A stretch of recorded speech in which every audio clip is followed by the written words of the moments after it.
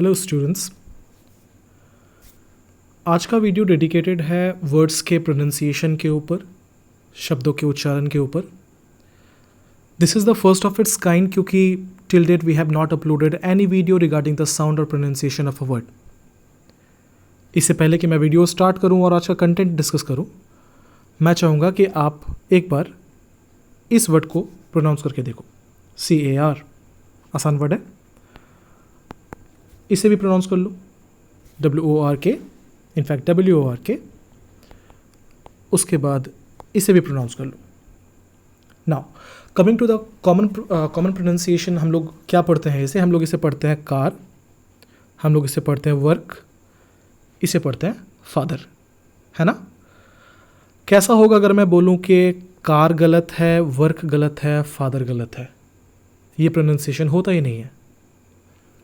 तो सही क्या है, इस वीडियो में देखेंगे आप लोग और इससे एसोसिएटेड रूल भी जानेंगे, ठीक है? लेकिन वीडियो स्टार्ट करने से पहले मैं चाहूँगा कि मैं आपको दो वर्ड्स के साउंड के साथ वाकिफ़ करा दूँ, क्योंकि पूरे वीडियो में मैं बार बार इन चीज़ों का जिक्र करने वाला हूँ। पहला वर्ड है प्रोनाउंसिएशन। ओके, मेरे साथ बोलना, जोर से बोलना। प्रोनाउंसिएशन, वंस मोर, प्रोनाउंसिएशन, ठीक है? गलती कहाँ होती है कि लोग इसे प्रोनाउंस करते हैं, प्रोनाउंसिएशन, प्रोनाउंसिएशन। ऐसा क्यों होता है? इसके पीछे एक रीज़न भी है।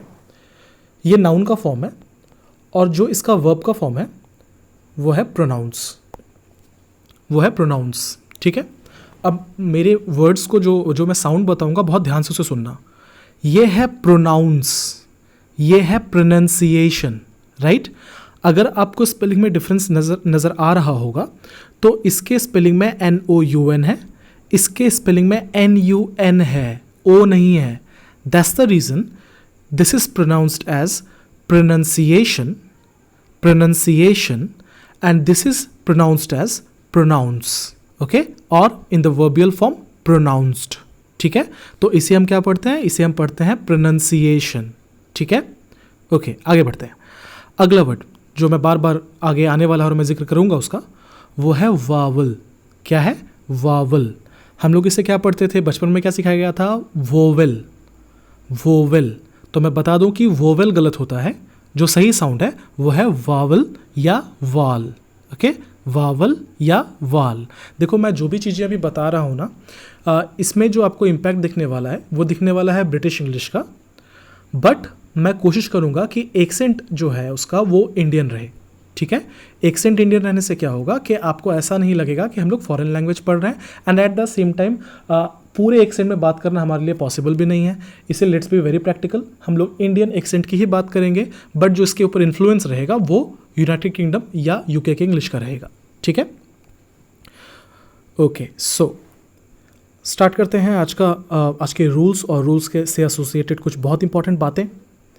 देखो, सबसे पहले पूरा का पूरा कन्फ्यूज़न कहाँ है? शुरुआत में जो मैंने आपको 3-4 वर्ड्स पढ़ने को कहा था, उन सारे वर्ड्स में आपने नोटिस किया होगा कि अल्फ़ाबेट R आ रहा था, है ना? अल्फ़ाबेट R सब में आ रहा था। देखो, प्रॉब्लम क्या है ना कि बहुत सारे ऐसे कंट्रीज़ हैं जहाँ पे ये R का साउंड एग्जिस्ट नहीं करता। हमारे इंडिया में तो करता है, लेकिन बहुत सारे ऐसे लैंग्वेजेस हैं जिसमें ये R का साउंड एग्जिस्ट नहीं करता।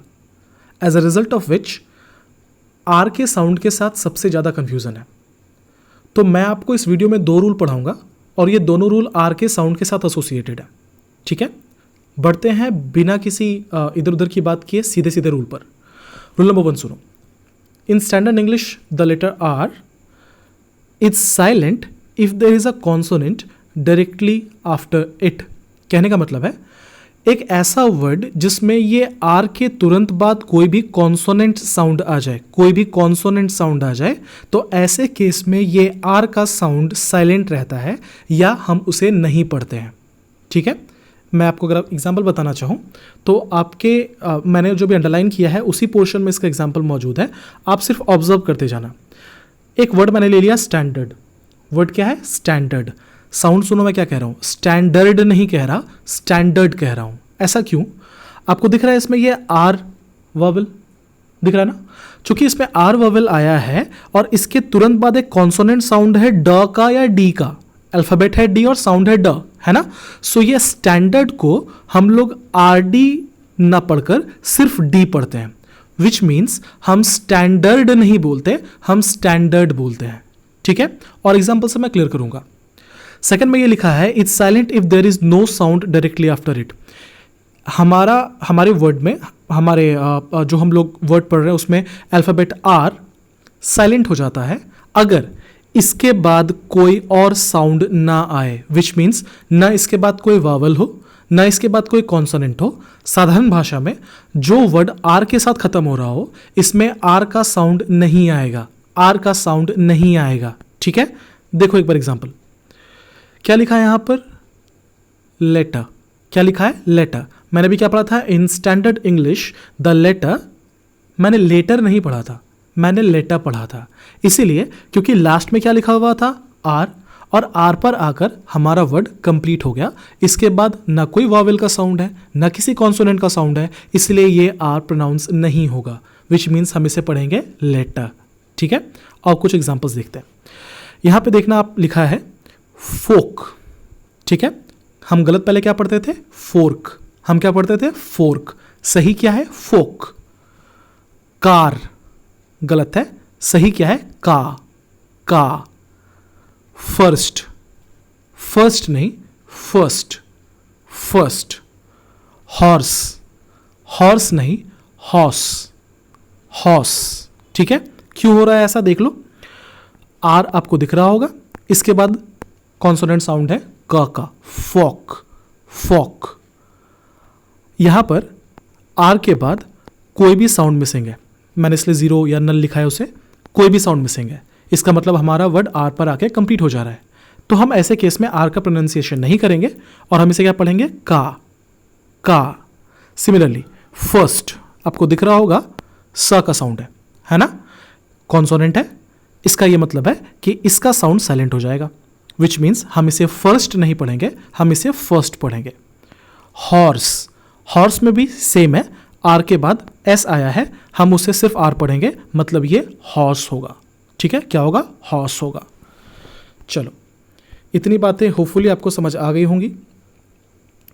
बढ़ते हैं हम अपने अगले रूल की तरफ। अगला रूल क्या है, र का साउंड, आर का sound is pronounced if there is a vowel sound directly after, ठीक है। विच मीन्स अगर कोई ऐसा हमें वर्ड मिल जाए जिसमें इसके तुरंत बाद वावेल आ रहा हो, आर के तुरंत बाद वावेल आ रहा हो, तो ये पढ़ा जाएगा, तो ये पढ़ा जाएगा, ठीक है। देख लो एक बार यहीं पे लिखा है डायरेक्टली, राइट। क्या लिखा है, डायरेक्टली और डायरेक्टली, वट एवर यू से। सो डायरेक्टली, यहां देखना आर के बाद क्या आया था, आर के बाद ई आया था, जो कि एक वावेल है ऑब्वियसली, और इसका साउंड भी वावेल है ऑब्वियसली। इसका मतलब ये आर का साउंड पढ़ाएगा, ये साइलेंट नहीं होगा, इसलिए हम इसे डायरेक्टली बोलते हैं, हम इसे डायरेक्टली नहीं बोलते। आर साइलेंट नहीं होता, आर का साउंड आता है, इसलिए हम इसे डायरेक्टली बोलते हैं, ठीक है। कुछ और ऐसे वर्ड्स हम पढ़ते हैं, फॉरेस्ट, फॉरेस्ट, इसे हम फॉरेस्ट नहीं पढ़ते, इसे हम फॉरेस्ट पढ़ते हैं, ठीक है। क्यों हम इसे फॉरेस्ट पढ़ते हैं, क्योंकि इसके देखना आर के तुरंत बाद एक वावेल का साउंड आया था, और जब वावेल का साउंड आता है तो वहां पर आर का प्रोनाउंसिएशन होगा, ठीक है। अगला क्या लिखा है, रैक, सेम, आर के बाद ए आ रहा है। मेरी, आर के बाद वाई आ रहा है। पोरिंग, आर के बाद आई आ रहा है, विच मीन्स आप देखना इसमें ए आ रहा है या अ का साउंड आ रहा है, वाई आ रहा है या ई का साउंड आ रहा है, ई का साउंड आ रहा है, विच मीन्स इसके बाद एक वावेल का साउंड आ रहा है। और अगर आर के बाद एक वावेल का साउंड आए तो समझ जाना इसे पढ़ना पड़ेगा, ठीक है। तो मैं जल्दी से समअप कर लूँ, मैंने अभी तक क्या बताया। मैंने आपको अभी तक दो चीज़ें बताई, दोनों चीज़ें बहुत इंपॉर्टेंट है। पहली चीज़ मैंने आपको ये बताई कि अगर किसी सेंटेंस में आर के तुरंत बाद एक कॉन्सोनेंट आ जाए तो आर का साउंड नहीं आता है। अगर आर के बाद कुछ भी ना हो तो आर का साउंड नहीं आता है। उसके एग्जांपल्स यहाँ पे लिखे हैं। इसके बाद मैंने आपको बताया कि अगर किसी सेंटेंस में आर के तुरंत बाद एक वावेल का साउंड आए तो आर प्रोनाउंस होगा, ठीक है। होपफुली इतनी बातें क्लियर हैं आपको। तो बढ़ते हैं अपने अगले सेक्शन की तरफ, और अभी मैंने जो बातें बताई उस पे बेस्ड कुछ वर्ड्स मैंने लिए हुए हैं। आप जल्दी से इन वर्ड्स को खुद में बोलकर उच्चारण देख लो, ठीक है। वीडियो को पॉज करो और एकदम लाउडली आप इन वर्ड्स को पढ़कर देखो, ठीक है, तो मैं पहले गलत पढ़ूंगा फिर मैं सही पढ़ूंगा। तो गलत अभी तक हम लोग क्या पढ़ते थे? गलत हम लोग पढ़ते थे word, marker, cart, party, observation. ये गलत था। अब मैं सही पढ़ रहा हूँ और मैं क्यों साउंड बता रहा हूँ मैं उसे भी एक्सप्लेन करता जाऊँगा। वर्ड दिख रहा होगा, आर के बाद एक कॉन्सोनेंट साउंड है, तो क्या पढ़ा हमने उसे? वर्ड। माका, माका दिख रहा है कॉन्सोनेंट साउंड है। काट, काट र का साउंड नहीं आ रहा। Party, party. ऑब्जर्वेशन, ऑब्जर्वेशन यहां पर आर का साउंड नहीं आएगा। ऑब्जर्वेशन आपकी मदद के लिए देखो मैंने बगल में लिख भी रखा है इसका फोनेटिक साउंड क्या होता है। वर्ड, मार्कर, काट, पार्टी, ऑब्जर्वेशन। ठीक है, अगले एग्जांपल्स के सेट को देखते हैं। गलत क्या है पहले मैं वो बता रहा हूं, फिर सही क्या है फिर मैं वो बताऊंगा। Your father, mother, ginger, collar. अभी तक तो हम लोग यही पढ़ते आए हैं, बट जैसा मैंने अभी आपको बताया ये सब के सब गलत है। सही क्या है? Your father, mother, ginger, collar. ठीक है, क्यों ऐसा हो रहा है? क्योंकि सबके एंड में आर है और आर के बाद ना कोई वावेल का साउंड है ना किसी कॉन्सोनेंट का साउंड है। As a result of which ये जो आर का साउंड है ये हो जाएगा साइलेंट और होगा your father, mother, ginger, collar. एक और इंटरेस्टिंग बात मैं आपको बता दूं कि अगर हम लोग ब्रिटिश इंग्लिश में पढ़ते तो ये कॉलर नहीं पढ़ाता, ये कॉलर नहीं पढ़ाता, ये खॉलर पढ़ाता। क्या पढ़ाता? खॉलर। ठीक है, क्योंकि क्या होता है ना कि जहां पर के का साउंड हो या सी का साउंड हो ये के एच का साउंड हो जाता है। ठीक है, सो इट्स खॉलर। ओके, बट अंग्रेज हम बन नहीं रहे तो जितनी बातें सीख सकते हैं हम बस उतनी बातें जानते हैं। ओके, ये वीडियो मैं ख़त्म करूँगा इस पेज के साथ, बट इस पेज में कुछ बहुत इंटरेस्टिंग बातें। सबसे पहले इस वर्ड को देखो, लर्नर। क्या वर्ड है? लर्नर। अभी तक हम लोग क्या पढ़ते आते थे? लर्नर। क्या बोलते थे? लर्नर। ठीक है, मैंने इसे अलग इसलिए रखा है क्योंकि इसमें दोनों रूल एक इकट्ठा काम कर रहे हैं। कौन कौन से रूल? एक आर के बाद कॉन्सोनेंट वाला, दूसरा आर के बाद जब कोई साउंड ना हो। यहाँ पर देखना आर के बाद एन है मतलब कॉन्सोनेंट है, इसका मतलब आर का साउंड नहीं आएगा, डायरेक्टली एन का साउंड आएगा और ये आर पर खत्म भी हो रहा है। तो देखो कितनी इंटरेस्टिंग बात है कि एक वर्ड में दो बार आर आ रहा है लेकिन दोनों में से किसी का साउंड नहीं है। इसे हम क्या पढ़ते हैं? इसे हम पढ़ते हैं लर्नर। क्या पढ़ते हैं? लर्नर। ठीक है, ज़्यादा मुश्किल नहीं है, बस छोटी छोटी बातें सीखनी है आपको। ओके, अब रूल को मारो गोली। आते हैं कुछ बेसिक यूजेज पे जो अभी तक हम लोग गलत बोलते आए हैं और बहुत कॉन्फिडेंटली बोलते आए हैं इन वर्ड्स को। सबसे पहला वर्ड पिज़्ज़ा। खाया है, बहुत लोगों को बहुत पसंद होगा पिज़्ज़ा। हम लोग कितने अच्छे से बोलते हैं ना, डोमिनोज से पिज़्ज़ा मंगा लेते हैं। बहुत बार मैंने स्पीकर्स को बोलते हुए सुना है एंड लेट मी एडमिट कि मैं भी गलत बोलता था। मैंने अपने वीडियोस में गलत बोला है। मैं बोलता था सिचुएशन, सिचुएशन, और मुझे लगता था कि ये एडवांस्ड इंग्लिश प्रोनाउंसिएशन है। सिचुएशन गलत है। इसे लोग पढ़ते हैं स्केड्यूल, शेड्यूल। बहुत लोगों को बोलते हुए सुना है मैंने। इसे हम बोलते हैं जापान, क्योंकि हिंदी में इसे जापान कहा जाता है तो हम इसे जापान बोलते हैं। इसे हम आज तक पढ़ते आए हैं पोयम, बचपन से सिखाया गया है पोयम। सवाल यह है कि क्या ये प्रोनाउंसिएशन सही हैं? जवाब है जी बिल्कुल नहीं। अभी तक हम गलत बोलते आए हैं, आओ सीखते हैं सही क्या है। पिज़्ज़ा नहीं होता दोस्त, पिज़्ज़ा होता है, पिज़्ज़ा होता है। ठीक है, आप देख रहे हो यहाँ पे pizza. Okay, so eats pizza, pizza. बोलो मेरे साथ एक बार, पिज़्ज़ा। Situation, situation. ठीक है, क्या पढ़ते हैं इसे? सिचुएशन। इसे सिचुएशन मत पढ़ना, सिचुएशन मत पढ़ना, इट्स सिचुएशन। ठीक है, फिर से बोलो मेरे साथ, सिचुएशन। स्केड्यूल, शेड्यूल नहीं होता, इट्स शेड्यूल, शेड्यूल। फिर से बोलो मेरे साथ, शेड्यूल। ओके, ये तो जापान है भाई साहब, जापान। जापान नहीं है, इट्स जापान, इट्स जापान। बोलो मेरे साथ, Japan.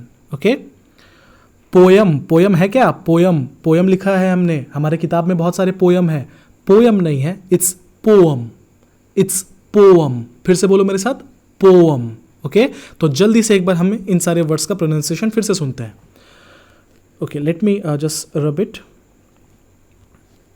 So first one, learner, pizza, situation, schedule, Japan, poem. ये थी आज की वीडियो और इसमें मैंने कुछ बहुत ही एलिमेंट्री बातें कवर करी हैं। मैं जानता हूँ कि मैं फ़ोनेटिक एक्सपर्ट नहीं हूँ, ना ही मैं आपको फ़ोनेटिक्स में ले जाना चाह रहा था।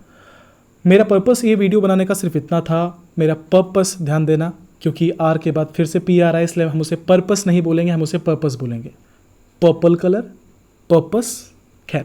सो मेरा पर्पस इस वीडियो को बनाने का ये था कि मैं आपके जो भाषा हम लोग बोल रहे हैं, उस भाषा को अगर हम थोड़ा सही बोलें तो वो जस्टिफाइड होगा। तो मेरी बस ये कोशिश थी कि मैं आपको कुछ नया सिखा पाऊँ, कुछ इंटरेस्टिंग सिखा पाऊँ। अगर आप इस चैनल पे नए हो तो इस चैनल को सब्सक्राइब कर लेना। ये वीडियो अगर पसंद आई हो तो शेयर ज़रूर कर देना, लाइक करना मत भूलना। जैसा मैं हमेशा कहता हूँ, positive reviews, criticism always welcome. Comments में बताना ज़रूर। Thank you, have a nice day.